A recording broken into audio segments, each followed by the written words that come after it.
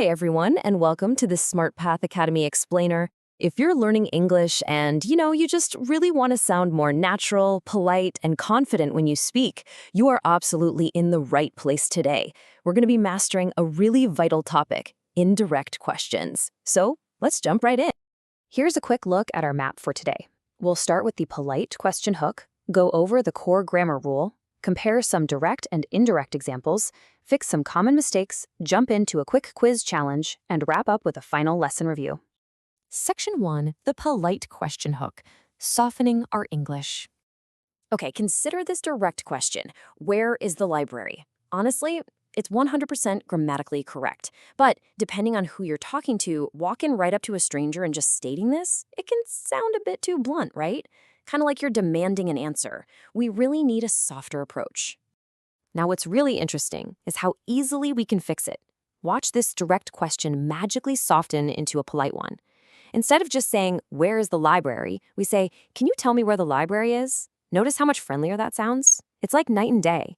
We've added a polite little phrase right at the beginning. But I want you to pay really close attention to the very end of that polite question. Section 2, the core grammar rule. Word order mechanics. So here is the absolute crucial point, the core rule. For indirect questions, you must use normal statement word order right after the question word. I'm actually going to say that one more time, nice and slow, because it's that important. You use normal statement word order after the question word. The big trick to mastering this whole thing is realizing that the second half of your polite question, it isn't acting like a question anymore. It's actually acting just like a regular sentence.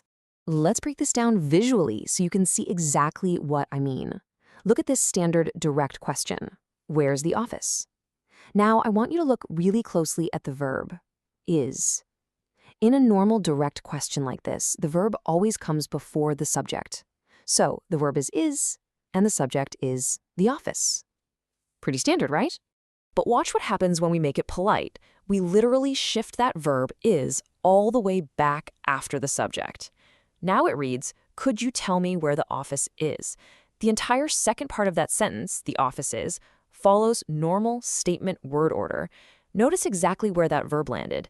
It's a tiny shift, but it's a real game changer for sounding natural. Section 3, direct versus indirect examples, spotting the pattern. This vividly illustrates the pattern in action. Over on the left, our direct question is, what time does the lesson start? See how we have that helper verb does paired with start? Well, when we add the polite phrase, do you know, we completely drop that helper verb. It transforms into the simple statement verb starts. Do you know what time the lesson starts? Take a quick second to just compare those two. You can really see the structure changing. Section 4, fixing common mistakes, double question order. Now, let's look at the mistake almost everyone makes up first. Can you tell me where is the office? This is the famous double question order mistake because we kept the verb is right before the office. Now look at the correct version. Can you tell me where the office is? We move the verb back to make it a statement. We'll take a moment here so you can really process that correction. It's super important. Section 5, 3 question quiz challenge. Test your knowledge. All right, question 1. I want you to fix this sentence in your head. Do you know where does Allie live? Take a second and think about what needs to change. And here is the answer. Do you know where Allie lives? Because we're using statement word order, we drop that question helper, does live, and we just change it to the simple statement verb lives. Great job if you got that one right. Let's try question 2. I want you to change this direct question into an indirect question. When is the test? As a hint, try starting your new sentence with, do you know? Go ahead and think about it. The correct answer is, do you know when the test is? Excellent work to everyone who remembered to take that verb is and shift it all the way to the very end of the sentence. Last challenge, question 3. Choose the correct sentence.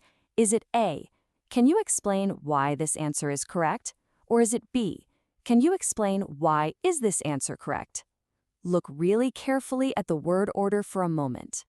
If you chose option A, you are absolutely right. Can you explain why this answer is correct?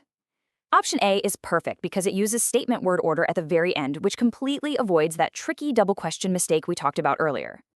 Section 6, final lesson review, key takeaways.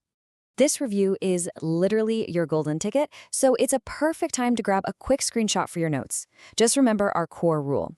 Always use statement word order after the question word. For example, could you tell me where the office is? Never fall for that double question trap. Now, my final question to you is, how are you going to use this polite English in your own life today? Try asking a teacher, a friend, or even a stranger a question using this exact structure. Thank you so much for joining me on this Smart Path Academy Explainer. Keep practicing your English, and I'll see you next time.